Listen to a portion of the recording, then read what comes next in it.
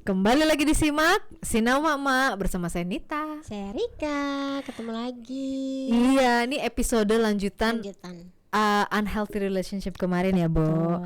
Yang episode lalu kan kita ngobrolin hubungan relasi antara pasangan. Betul. Dan kali ini kita mau ngambil POV yang orang tua dan anak. Gimana? Ya, sesuai dengan judulnya kan. Iya. Emak-emak. Iya. POV mama. Bersinau, ya betul. Sinau dari kejadian mama yang lain. Benar. Jadi gini, Bo, beberapa waktu yang lalu tuh gue mendengarkan sebuah cerita. Dan dia ditulis di buku memoirnya dia lah ya. Jadi dia waktu kecil umur 6 tahun itu diajak keliling dunia. Yang tadinya dia pikir cuma 3 tahun jadi sampai 10 tahun. Sampai di umur 16. Sepanjang 10 tahun itu di kapal, dirinya tuh berontak. Dia sudah tidak nyaman lagi. Dia mau turun karena ada beberapa kebutuhannya dia yang tidak terpenuhi. Kebetulan dia senang belajar, dia senang berinteraksi dengan orang lain, terutama yang sebaya ya. Iya. Terus jadi dia nggak bisa melakukan aktivitas sesuai umurnya gitu. Dan akhirnya setelah dia juga menikah lagi dan berkeluarga, akhirnya dia bisa menuangkan ini ke dalam sebuah buku. Terus karena kita lagi ngomongin unhealthy relationship ya, jadi gue merasa dia dulu karena dia terlalu sakit dan kecewa. Menurut gue dia punya hubungan yang tidak sehat juga dengan orang tuanya. Terutama ketika orang tuanya memaksa, mungkin nggak tahu lah ya gimana cara ngomongnya, tapi kesannya tuh kayak dipaksain gitu loh untuk si anak ini ikut mereka keliling dunia. Nah itu jadi memaksakan kehendak itu tuh juga bisa membuat relasi yang tidak sehat ya, Bo. Iya. Salah satunya. Betul. Memaksa, ketika ada tindakan pemaksaan itu kan sebenarnya tujuannya untuk apa sih? Kontrol. Itu. Balik lagi. Iya, mengontrol ya, Bo. Begitu. Jadi memang mungkin ada alasan-alasan kenapa orang tua kita melakukan sesuatu yang menurut kita kayaknya nggak pas gitu, nggak sesuai kebutuhan aku. Tapi ketika mereka punyanya hanya itu yang bisa mereka gunakan, toolsnya, situasinya juga tidak mendukung mereka untuk melakukan yang lebih dari yang diharapkan si anak. Ya sudah, akhirnya yang mereka lakukan adalah mari kita kendalikan kondisi ini dengan mengendalikan si anak dulu, karena di luar itu mereka tidak bisa mengendalikan. Oke. Jadi sebenarnya sikapnya orang tua yang akhirnya memaksakan kehendak demi bisa mengendalikan situasi itu karena dia tidak punya source lain. Betul. Untuk memenuhi kebutuhan si anak. Betul. Itu mungkin kalau orang-orang yang kepepet ya, Bo. Iya. Tapi kalau lu memutuskan untuk keliling dunia itu nggak kepepet kayaknya. Itu kayaknya bukan orang kepepet deh. Itu kan ambisi orang tua. Nah sekali kita bicara ambisi, orang tua punya ambisi apa, ekspektasi apa gitu. Di usia-usia tertentu katakanlah itu tadi kan dari usia 3 tahun 6 tahun. Mungkin pada saat itu dia orang tua tidak punya resource yang lain. Aku belum baca bukunya ya dengan jelas. Tapi intinya dia tidak punya anggota keluarga lain yang bisa dititipkan anaknya, misalnya begitu. Atau dia kan mau keliling dunia nih istilahnya, berarti aku akan meninggalkan anakku sekian lama. Dia mungkin memikirkan gimana relasi aku sama anakku nanti kalau ditinggal. Ternyata dibawa lebih menyakitkan, Bo. Menurut anaknya. Iya, karena ada kebutuhan yang tidak terpenuhi sebenarnya, ya kan? Anak-anak umur segitu butuh teman, di kapal ketemunya ikan. Walaupun baby shark sih cuma makanya kan kayak kita tahu di kapal kemungkinan tidak ada area hijau, mereka bisa bermain di alam, eksplorasi kurang. Itu kan kebutuhan dasar sebenarnya yang dibutuhkan anak-anak ya kan. Nah, itu kan tidak terpenuhi karena situasinya tidak memungkinkan menurut orang tuanya. Karena ada ambisi. Tapi kan orang tuanya yang membuat lingkungan ini buat si anak. Iya. Berarti kan memaksakan kehendak jatuhnya jadi egois. Betul. Jadi mengendalikan, tujuannya untuk mengendalikan si anak ini selama mereka bisa. Oke. Endingnya apa? Kamu ceritakan katanya akhir umur sekian dilepasin gitu. Dilepasin bukan untuk alasan yang tepat juga buat si anak. Alasannya karena adiknya yang cowok sudah mulai umur 15 dan dia butuh pendidikan, dan akhirnya mereka turun di New Zealand dan orang tuanya melanjutkan keliling dunia sendiri. Nah, iya kan? Tapi kan alasannya bukan buat dia. Betul. Makanya waktu gue lihat dia bercerita videonya, itu tuh gue bisa melihat rasa sakit yang mendalam gitu loh. Iya. Di dia. Ada masa-masa yang dia tidak bisa nikmati sebagai katakan anak, remaja ya. Dia kehilangan momen itu gitu. Sangat kehilangan. Karena kesukaannya dia dengan orang tuanya tuh nggak matching. Itu dia. Makanya sekali lagi kalau kita bicara apakah ini termasuk unhealthy, bisa jadi. Bisa jadi kan? Nah, karena itu tadi anaknya tidak mampu mengkomunikasikan apa yang dia inginkan. Pun kalau dia mengkomunikasikan mungkin orang tuanya bilang kita masih di laut. Iya, jadi dibikin kita kan masih di sini. Benar juga sih. Akhirnya dikendalikan juga situasinya dikendalikan supaya anaknya juga itu tadi mau berontak mau kemana, lu mau nyebur ke laut gitu kan. Memang ini bukan sesuatu yang baru lah ya, banyak kok pola-pola di masyarakat yang kita lihat orang tua mengendalikan lingkungan anaknya, termasuk si anaknya ini supaya apa? Supaya itu tadi ekspektasi dia tercapai sebagai orang tua. Oke, ini kalau diangkat ke program pemerintah sedikit ya, Boy ya. Apa maksudnya pengendalian ini barusan kan kesannya kan mengendalikan ini sepertinya negatif, tendensinya negatif. Tapi ada juga pengendalian yang tendensinya positif dan bisa kita rasakan pada hari ini. Apakah itu? KB. Pengendalian populasi. Pengendalian populasi. Betul. Jadi maksud gue dalam beberapa hal mengendalikan itu tuh krusial memang. Iya. Untuk kebaikan bersama, kayak KB KB itu kan mengendalikan populasi. Kalau dulu nggak dikendalikan kan resource kita mungkin tidak sejalan dengan pertumbuhan orang, apa segala macam, nanti banyak kelaparan apa segala macam. Jadi gimana, Bu? Jadi memang ada pengendalian yang positif dan negatif. Jadi kembali lagi tujuan dari pengendalian ini tuh apa sih sebenarnya? Okay. Sebagai orang tua kadang kan kita bertanya nih, aku tuh pengen anakku jadi apa sih? Kadang kan di situ awalnya. Ya kita tadi ngobrol kan ada anak yang orang tuanya dokter. Itu dari hidupnya aja udah kelihatan dia dokter, anaknya pasti akan melihat kayaknya anaknya jadi kayak dokter. Gue jadi dokter nih jadinya. Gitu kan. Walaupun ketika sudah nyemplung dia bilang ternyata aku nggak jadi dokter, pengen jadi dokter aku tuh, aku pengen yang lain. Ternyata. Nah, apakah itu kemudian tersampaikan? Oke. Nah, apakah ketika misalnya anaknya memilih hal yang lain orang tuanya bisa terima? Betul. Nah, atau kan kemudian orang tuanya kemudian ngungkit-ngungkit. Aku sudah begini, begitu, kenapa gitu. Mempertanyakan. Padahal proses pencarian jati diri itu nggak bisa dikendalikan kan? Oke, ya betul. Pencarian jati diri itu kan diri sendiri ketika dia eksplor keluar, berinteraksi dengan banyak orang. Akhirnya dia menemukan aku tuh cocoknya di sini gitu. Walaupun ekspektasi orang tua kok aku menjadi A, ternyata aku sukanya Z. Jauh banget ya, Bo. Dan itu apakah kemudian bisa itu tadi komunikasikan, kemudian bisa diterima nggak sama orang tuanya? Bisa ketika dia memilih kemudian orang tuanya bisa respect nggak dengan pilihan itu? Oke, gitu. Jadi pengendalian ini menjadi tidak sehat dalam sebuah relasi ketika tadi orang tua tidak mampu memahami dari perspektif anak kebutuhannya apa. Oke. Gitu. Itu tadi kenapa kalau udah remaja tuh kita banyak-banyak ngobrol lah sama anak remaja kita. Kamu maunya apa sih, butuhnya apa? Menurutmu? Kita udah bisa nanya menurutmu. Iya. Gitu. Kita harus berani membuka. Mengeluarkan kata-kata itu ya, Bo. Betul. Beraninya tuh bukan cuma berani mengucapkan, berani menerima konsekuensi loh. Iya banget. Menurutmu kayaknya aku jadi petani deh. Nah lu. Iya kan? Berani sanggup nggak? Iya, betul. Menerima konsekuensi itu. Jadi ketika anak mengatakan itu, respon kita gimana itu akan mempengaruhi dia loh. Misalnya respon kita udah nggak enak mukanya. Mereka membaca, wah mak gue nggak suka nih. Gimana nih caranya nih biar suka? Itu kalau sayang ya, Bo. Gimana caranya biar suka? Jadi ya itu tadi alasan kenapa kita pun sebagai orang tua harus mendengarkan perspektif anak, kebutuhannya dia apa.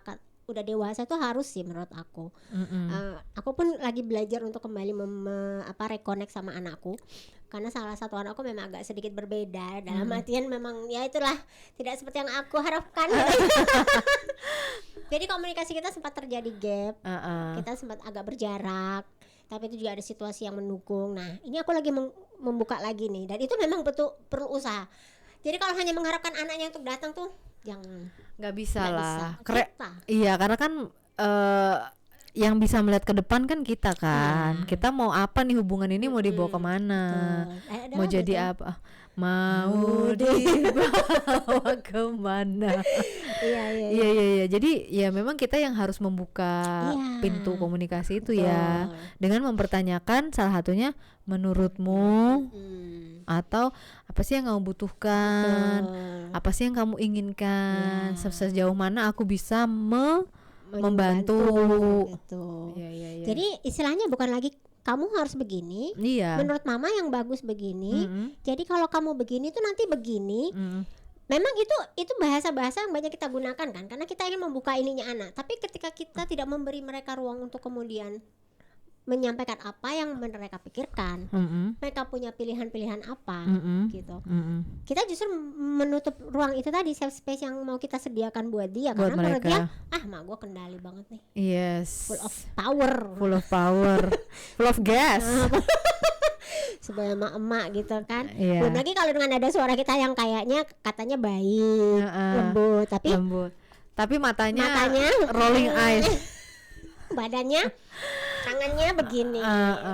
Itu bahasa-bahasa yang mereka sangat peka sebenarnya. Itu bahasa pertama yang akan mereka baca sebenarnya ya. Banget. Makanya kita tuh kok sebenarnya kalau diomongin gini tuh jadi kompleks ya, Bo. Jadi kesannya kalau kita mau berhadapan aduh mesti gimana ya? Tapi kalau kita biasa jujur. Iya. Maksudnya kita juga jujur. Misalnya tadinya kita tukang kendali nih, akhirnya kita sadar, wah kayaknya anak-anak ini nggak bisa kita kendalikan. Yang kita kendalikan itu mungkin ekspektasi, ya. Tapi kalau keinginan, kebutuhan gitu, mau jadi apa misalnya, cita-cita kan nggak bisa dikendalikan kan. Betul. Jadi ketika tendensi lo sudah tidak ngontrol, mengendalikan, yang keluar dari mulut lo kan kata-katanya berbeda kan. Betul. Jadi mempertanyakannya tuh dari dalam dirinya mereka gitu loh, bukan dari kita lagi. Jadi ya yang keluarnya kayak gitu, menurutmu apa, inimu, kebutuhanmu. Jadi point of view-nya tuh mereka gitu. Dan mudah-mudahan kalau kita sudah sering latihan, akhirnya mudah-mudahan sih seseorang individu itu akhirnya bisa menemukan. Iya, benar. Menemukan ternyata aku pengennya gini ya. Pengennya A. Terus dia bilang padahal ibunya pengennya Z. Jauh banget ya. Jauh banget. Dan itu memang butuh keberanian sih. Butuh keberanian untuk menerima semua konsekuensi yang apalagi yang ada di otak kita tuh pada udah A, ternyata anaknya Z itu memang mengubah itu kan nggak mudah. Iya, kalau memang orang tua shock itu wajar sih, wajar. Tapi kita harus ingat lagi ya, kalau kita memberi ruang dan waktu buat anak, pasti mereka tumbuh. Walaupun mungkin tumbuh tidak sesuai arah yang kita inginkan, tapi mereka tumbuh dalam hatinya tuh puas gitu loh, Bo. Iya. Karena gue ada cerita. Gimana? Nah, mungkin gue dulu pernah cerita ya, ada gue dulu pernah kenal guru piano. Dia tuh main piano tuh atas perintah ibunya. Jadi perintahnya tuh satu arah, lo harus main piano bla bla bla. Dan sekarang memang dia bisa. Dia bekerja menghasilkan uang dari berpiano. Tapi dia, mohon maaf, dia single. Spian. Nah, jadi maksud gue mungkin nggak sih itu salah satu blok yang orang tua tidak sadar dia bangun, akhirnya meninggalkan blok itu buat anaknya gitu loh. Mungkin dia sekarang main piano, menghasilkan uang dari situ, tapi ada satu area dalam hidupnya dia tuh yang keblok gitu, Bo. Iya. Itu mungkin nggak sih atas mungkin ini karena ada banyak yang protes ya, karena banyak orang single memutuskan untuk single ya. Oh iya, yang memutuskan single ya udah. Iya. Ini bukan buat kalian. Tapi memang yang aku percaya ya, ketika kita tidak memenuhi 100% apa yang menjadi potensi hidup kita gitu. Termasuk dalam mencari pasangan lah. Ketika kita ada dalam situasi di mana kita masih bergantung atau kita masih digantungi oleh sesuatu atau seseorang, katakanlah misalnya orang tua gitu ya, itu akan jadi pertimbangan yang panjang. Nanti kalau aku menikah, suamiku ngajak aku pergi yang tinggal ngurus ibuku siapa, gini. Kemudian orang tua mungkin mengatakan carilah laki-laki seperti ini, karena dia terbiasa dikendalikan, diatur. Dan itu kan jadi berat. Berat banget. Dan ketika dia mau membuka diri pun kemudian dia jadi sudah punya pakem, harus gini-gini. Melenceng sedikit, kayaknya enggak deh. Kayaknya enggak bakal diterima deh. Iya. Jadi sudah ada kemunduran yang sifatnya itu tadi kayak lo bilang, kayak memblokade dia untuk lepas, untuk maju. Bahkan mencoba pun kayaknya udah nggak bisa deh, karena sudah terbentuk sebuah internalisasi yang sangat terlalu kuat. Betul. Nah, makanya kalau kita balik kepada cerita yang si anak yang pelaut ini, yang dia rasakan apa kan? Sakit, ketidaknyamanan, kebencian, kemarahan. Itu karena apa? Dia berani menghadapi emosi supaya dia bisa bertumbuh. Betul, karena pada akhirnya dia berkeluarga, dia menemukan pasangan dan berkeluarga. Punya anak 3. Kayaknya itu sebuah indikator bahwa dia self healingnya jalan. Iya. Memang self healing itu bukan seperti yang orang-orang pikirkan ya, dengan self healing kamu keluar ke Bali ke klub sunrise sunset, kemudian bertemu orang banyak, party, dirimu merasa fulfill. Sebenarnya bukan itu. Healing sebenarnya adalah kamu justru menghadapi apapun yang membuat kamu tertahan sebagai seseorang, dengan semua emosi. Di situ pasti ada sakitnya, ada marahnya, ada bencinya. Malah orang-orang yang benar-benar healing itu biasanya akan merasakan sensasi yang di hidupnya seperti mundur 10 langkah ke belakang. Untuk maju ke depan. Yes. Karena ketika dia mundur, dia justru bisa melihat lapisan itu tadi kayak kita waktu itu bicara. Betul. Dikuliti satu-satu tuh lapisan-lapisannya. Di sini aku ada marah, di sini aku benci, di sini ada kecewa. Berani dia hadapi itu sakit di dalam dulu. Begitu dia berani merasakan itu, dengan sendirinya kalau kita punya luka nih, ini kan lukanya ditutupi nih awalnya. Karena kita selama menutupi kita nggak tahu, nggak kelihatan. Nah, begitu kita buka, gila ada luka tangan gue. Begitu kita pencet, kok sakit ya? Ternyata sudah dalam, boroknya. Udah ke terlalu. Nah, bayangin kalau harus mengorek-ngorek si luka ini, karena harus dibersihkan sampai ke dalam, itu kan pedihnya minta ampun, sakitnya minta ampun. Dan yang sakit bukan hanya sini kan, tangan ini masih sakit. Karena kan ada saraf-saraf yang berhubungan. Ada saraf-sarafnya. Itu sebenarnya proses healing itu seperti itu. Kalau dia berani untuk keluar, menemukan potensi dirinya yang sebenarnya, dia itu mau jadi apa, mau ngapain sebenarnya hidupnya, harus dihadapi traumanya, kecewanya, sakitnya. Dia harus menghadapi, katakan misalnya dia harus ngomong sama ibunya, Ibu, aku tuh ingin, dulu merasa aku ingin menjalani hidupku yang seperti ini. Mungkin dia belum pernah bicara seperti itu. Karena itu tadi dalam kendali si ibu. Udah banyak banget kok ibu-ibu yang model kayak gini, tenang aja. Loh, tenang aja, jangan terus ini ya. Jangan terus menerima. Jangan terus kok jadi mayoritas.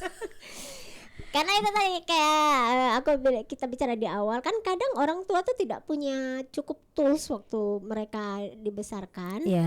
Atau ketika mereka membesarkan kita, banyak keterbatasan sehingga itu yang mereka lakukan, kendali.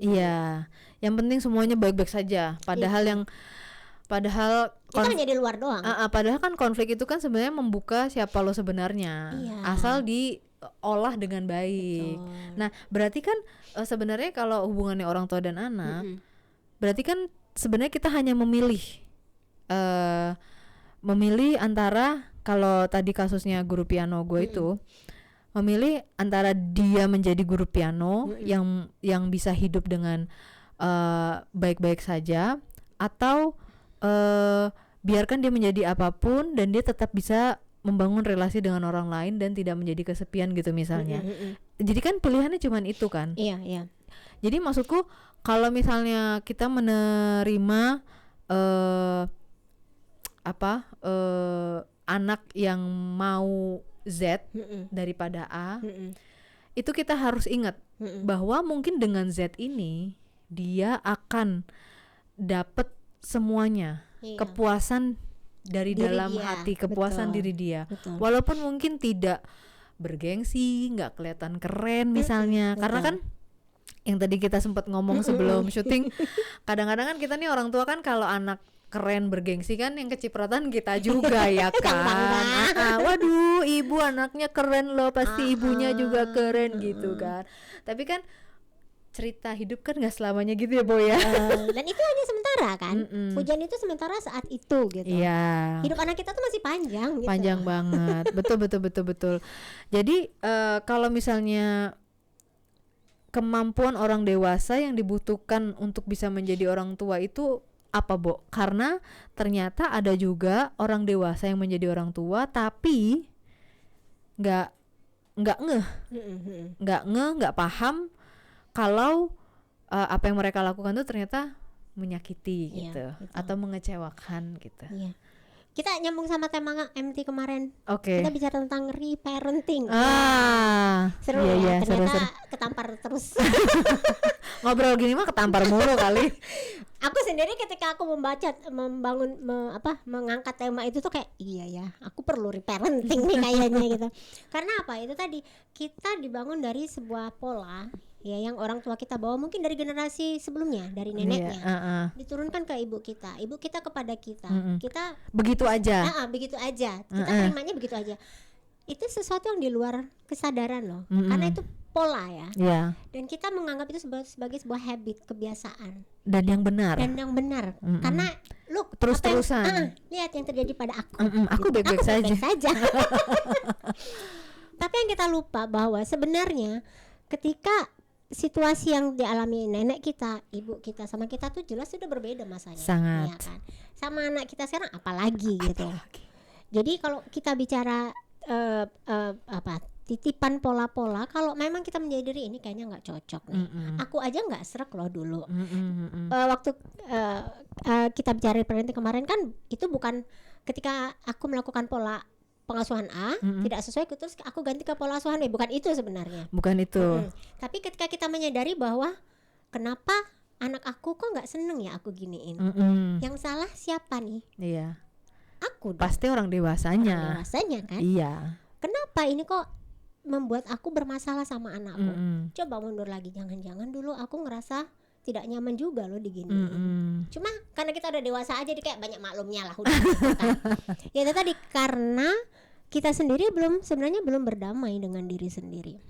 Jadi kemampuan orang dewasa yang dibutuhkan khususnya untuk bisa menjadi orang tua adalah menerima trauma, betul, dan berdamai dengan keadaan. Betul. Tapi bagaimana untuk menyadari kalau itu adalah sebuah trauma? Sebenarnya tidak ada trauma, maksudnya gini, bukan tidak adanya trauma. Setiap orang itu pasti punya kondisi yang tidak menguntungkan atau tidak menyenangkan dalam hidupnya. Iya. Adalah, nggak ada. Pasti. Nggak ada seorang 100% bahagia selalu. Karena gitu kan bumi ini kan sih manusia ya, bukan jin. Iya kan. Ini juga bukan surga ya. sedikit ada. Ya, surga dunia. Jadi karena dalam situasi tertentu kita pasti akan dihadapkan pada suatu masalah. Either ketika kita dulu kecil kita mengalami apa, yang kemudian kita mendapat perlakuan seperti apa, itu pasti akan kita bawa kok. Kita bawa dalam sel-sel tubuh ini aja lah paling sederhana. Mungkin kita pernah digaplok. Oke. Itu kan terasa sebenarnya. Iya. Yang tidak pernah kita lakukan adalah mempertanyakan kenapa sih aku dipukul, kenapa sih aku diginiin, kenapa sih aku digituin. Atau iya betul. Ya kan? Karena dia orang tua gitu loh. Jangan melawan. Jangan bicara. Jangan merdeka atau mati. Dulu kan kita diberi ketakutan atas segala yang itu ini proses pengendalian. Iya, proses pengendalian menciptakan rasa takut gitu. Dan kita nggak suka. Ingat nggak kita nggak suka dulu? Kayaknya nggak inget juga kan? Karena kita sudah memaafkan, memaklumi gitu ya. Sudah pada level itu sudah sih. Pada level itu. Tapi yang kita lupa adalah itu masih terekam, sehingga ke anak kita tanpa sadar gitu. Bisa mengendalikan dengan ketakutan. Ketakutan gitu. Ancaman kecil. Nah. Kalau nggak makan nggak ini. Kalau nggak tidur siang nggak dapet makan. Jadi hal-hal ini yang kadang tidak kita sadari gitu. Sehingga kalau misalnya kita belum bisa menghadapi itu, bahwa dulu aku nggak suka diginiin, aku marah. Ketika aku giniin ke anakku marah, itu kan sebenarnya cerminan ya. Gila. Kayak aku bilang ke anakku yang nomor 2 ini kan, dia sangat bisa menjawab. Terus bilang, wah, gue pengen banget kayak dia. Dulu kecil aku tuh kok nggak bisa ya ngomong kayak gini. Karena apa? Itu tadi lu bilang, konflik itu justru membuat kita bertumbuh. Kita jadi sadar kan? Iya, gue ada salah nih gitu. Ada porsi kita yang keliru dalam relasi itu. Dan itu dikomunikasikan oleh anak. Nah, kalau anak sekarang. Tapi kalau ini pun hanya pada orang tua yang peka ya. Mohon maaf kalau Anda tidak peka, memang kadang-kadang Anda menganggap kurang ajar, nggak sopan. Iya, kan? Betul. Padahal feedback itu adalah bentuk yang dulu. Enggak gini, anak sekarang kan kita bilangnya kan banyak bantah, bisa aja ngebales gitu. Padahal itu sebenarnya feedback kalau dilakukan dengan baik itu sebenarnya feedback insight yang sangat bagus. Karena terus kita selanjutnya apa nih gitu. Nah, makanya kan cara anak berkomunikasi juga tergantung bagaimana dia melihat kita berkomunikasi. Kayak kita bahas kemarin, bagaimana orang lain memperlakukan kita, begitulah kita akan memperlakukan dia. Ketika kita misalnya bicara dengan baik-baik, anak kita justru pasti akan baik-baik juga ngomongnya. Tapi kalau kita bicaranya sudah kasar, respon anak pasti akan jauh lebih kasar. Iya, betul. Karena kita sudah tidak lagi menganggap mengancam, menakut-nakut itu works, udah nggak berhasil. Itu mah sekarang. So 19 years ago gitu lah. So yesterday. Iya, nah kalau kita sudah bisa menghadapi itu dan menyadari ya, menyadari itu baru tahap level awal loh. Gue salah nih. Wah, iya nih. Menghadapi, nah ini yang bagian sakitnya nih. Iya betul, yang air mata berurai pasti. Karena kita punya bayangan kalau anak gue ngomongnya kenceng dosa. Karena gue masuk neraka, ntar gue dianggap orang tua yang durhaka tidak berhasil itu kan yang ada dalam pikiran kita.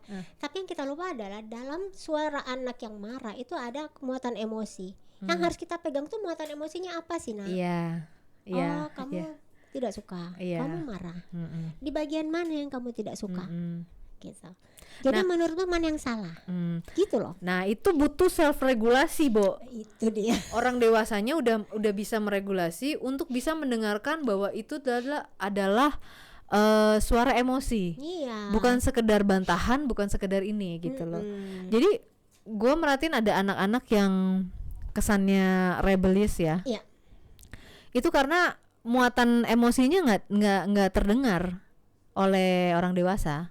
Yang orang dewasa lihat, nih anak cuman bisanya bolos sekolah, nih anak cuman bisa ngabisin duit, nih anak gitu. Padahal dia juga nggak bersuara, tapi perilakunya tuh sudah menyimpang gitu loh. Disekolahin nggak masuk sekolah, kan berarti ada sesuatu yang apa ya? Ya gimana ya, Bo? Itu butuh menghadapi itu kan butuh jiwa yang tenang juga loh. Banget. Makanya itu kalimatnya berdamai dengan diri sendiri dulu. Kenapa bisa pasing? Gila. Kalau kita ada damai itu apa sih? Tenang. Kita jadi bisa dalam air yang tenang, kejernihannya akan terlihat, Bu. Itu dia. Makanya berdamailah sehingga jiwa lo tenang. Kalau jiwa tenang, penglihatan clear. Tapi pertanyaannya, kenapa banyak orang dewasa belum bisa berdamai dengan dirinya sendiri? Ya apa? Karena dia nggak berusaha. Salah satunya. Salah tiganya apa, Bu? Karena pertama dia masih punya ekspektasi kan. Itu tadi kayak kita bicara, kita harus kendalikan ekspektasinya. Ekspektasinya apa? Ekspektasi kita dulu deh. Ekspektasi kita kira-kira dalam realitanya anak ini mau nggak sih? Dia bisa menerima nggak sih? Gitu. Kalau kita punya ekspektasi berlebihan itu seolah-olah kita mau berenang di laut lepas gitu kan. Tapi kita nggak punya alatnya. Enggak, pernafasan kita Senin Kamis iya mati lah. Iya, kayak gitu kan ibaratnya. Jadi ketika masih ada ekspektasi, masih ada ganjelan, masih ada hal-hal yang kita sendiri masih kayak aku belum bisa memaafkan, aku belum bisa menerima, itu berarti belum bisa berdamai. Atau aku belum bisa menghadapi. Aku belum bisa menghadapi. Ya. Berarti dia belum berdamai. Cuma memang kan spektrumnya luas ya, karena ada banyak hal yang kita alami dalam hidup sampai umur segini misalnya. Dan ketika kita harus berhadapan sama anak kan berarti kita masuk dalam spektrum yang baru, dunia yang baru yang berbeda. Iya. Harus ada yang kita lepaskan dulu supaya kita bisa berdamai dulu dengan situasi, dengan si anak ini gitu. Sesederhana kalau aku kemarin adalah aku harus melepaskan ekspektasiku bahwa anakku tuh harus pintar secara akademis. Itu berat. Karena aku sendiri orangnya akademis ternyata. Itu kan kayak ternyata dia juga nggak menyadari. Iya kan? Jadi ketika anakku tidak akademis, terus aku paksain akademis karena aku akademis, karena aku ada kebanggaan di situ. Terus buat dia itu kan tidak menyenangkan. Iya, bukan. Dan anak kita nggak bahagia itu kita kan bisa tahu ya. Sangat lah, Bo. Nah, karena kan dia membawa setengah kita kan. Itu interaksi jadi nggak nyaman. Dia tidak bahagia, tidak tersenyum, tidak berinteraksi, itu kan kayak wow, what is wrong gitu kan. Nah, memang awalnya aku seperti mempertanyakan dia, kamu kenapa? Ternyata yang ditanyakan aku kenapa? Nah, ada apa dengan aku? Justru iya, akhirnya yang balik something wrong with me, bukan something kan wrong inside with her. out. Semakin aku push why, dia semakin mundur. Iya, karena dia menyerang. Karena dia juga nggak tahu kan. Betul. Dia belum bisa mengolah narasi gitu loh. Apa sih? Ini kok gue ditanya mulu. Gue tuh iya apa-apa, tapi gue juga nggak tahu ada apa. Iya, sampai akhirnya dia membuka diri dan bercerita ada peristiwa yang dia alami, tapi itu lebih sangat personal sebenarnya. Nah, hal personal ini aku bilang, Masya Allah, jadi selama ini aku kemana aja? Dan itu muncul kata-kata dia, Bo, Mami tuh kemana aja selama ini? Gue kayak ketampol. Padahal kita di rumah ya, Bo. Mami nggak tahu kan aku begini. Mami, aku bilang aku tahu. Enggak, tapi Mami kemana aja? Berarti kan bukan soal aku hadir secara fisik. Iya. Itu iya. yang aku langsung. Berarti kemarin-kemarin dia belum merasa aku jadi safe space. Iya. Aku tidak hadir sebagai safe space-nya dia. Iya. Dan itu menyakitkan loh. Ketika aku tampar itu, gue nangis malamnya. sangat. Gue bisa bayangin sih. Gue bisa bayangin kalau mereka tidak datang ke kita, malah ke orang lain itu. Untungnya dia nggak datang ke orang lain sih, tapi dia mendam. Itu loh yang aku sedihnya. Dia ini sendiri gitu. Karena aku tanya ada yang tahu nggak? Nggak ada. Kalau ada yang tahu, gue samperin ke orang. Iya beneran. Sampai aku bilang, kamu cerita sama sahabatmu nggak? Lucu anak lo gitu. Enggak. Itu yang bikin gue kayak ya ampun nih anak. Jadi selama ini memendam sendiri. Sebenarnya nggak lama sih, tapi yang ya 6 bulan terakhir itulah yang benar-benar dia kayaknya sudah enough gitu. Jadi itu makanya menghadapinya itu sebenarnya yang sulit. Menyadari udah. Tapi begitu menghadapi ya itu tadi aku bilang sakitnya, sedihnya. Wah itu aku nangis malam itu kayak berdoa sama Tuhan tuh kayak Tuhan aku tuh salah tolong ditunjukin lagi yang bener. Itu tuh kayak bener-bener aku kayak diiniin lagi sih, diingetin untuk sesuatu yang menurut kita sederhana loh. Iya. Ya itu dia fondasi, Bu. Benar. Fondasi untuk hal-hal yang lebih besar lagi ya. Kayak aku nggak hadir secara fisik, bukan, aku tidak hadir secara mental. Sebenarnya itu yang dia butuhkan kan. Aku jadi safe space-nya dia itu, aku tidak. Nah itu memang benar-benar udah, gue bilang iya sih, gue selama ini di rumah tapi aku tidak hadir buat dia kan kayak apa sih? Ya dia yang di WA aja lebih dekat daripada di depan mata yang Iya. Gitu. Jadi memang memaksakan kehendak ini bisa jadi bumerang ya, Bo. Banget. Jadi ya kita sadarilah kita sebagai orang dewasa, sebagai orang yang pernah mengalami banyak-banyaklah coba refleksi ya. Iya, yang membuat dulu kita nggak nyaman, kita kecewa, kita sakit, Bo ya jangan diturunkan lagi. Betul. Ke anak-anak kita. Makanya berani menyadari, menghadapi, berdamai, jiwa yang tenang, air tenang. pikiran kita jernih. Oke, segitu dulu di episode kali ini. Iya. Saya Nita. Saya Rika. Jangan lupa like and subscribe, disimak Sinoma Emak. Betul. Sampai jumpa di episode selanjutnya. Bye. Bye.